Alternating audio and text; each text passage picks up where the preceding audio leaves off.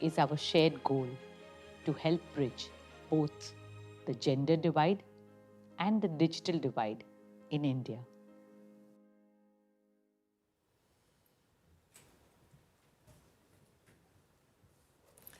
Thank you, Deputy Secretary Deegan, Ambassador O'Brien, Advisor Trump, and Assistant Administrator Glick for joining us here today.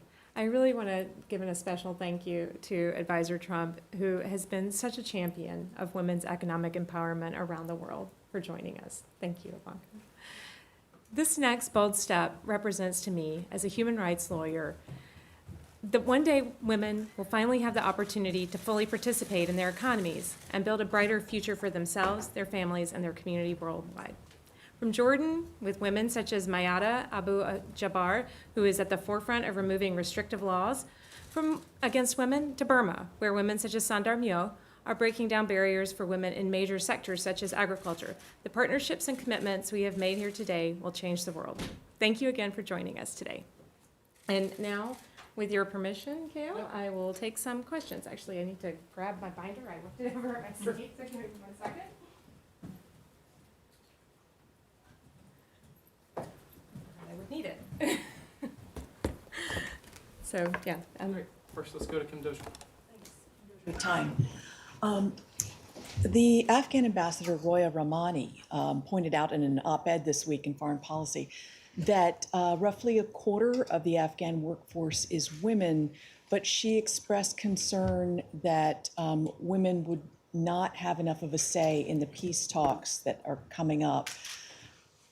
The Trump administration hasn't made women's rights a very public part of what they're driving for in these talks. So can you assure Afghan women that you're really behind their rights in this process moving forward?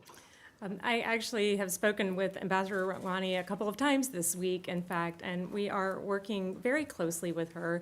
I work directly with her through the U.S. Afghan Women's Council, which is a great legacy program that we have here as a public-private partnership where we help to support Afghan women working in a whole host of fields and help do economic development projects in Afghanistan in partnership with U.S. Leaders and U.S.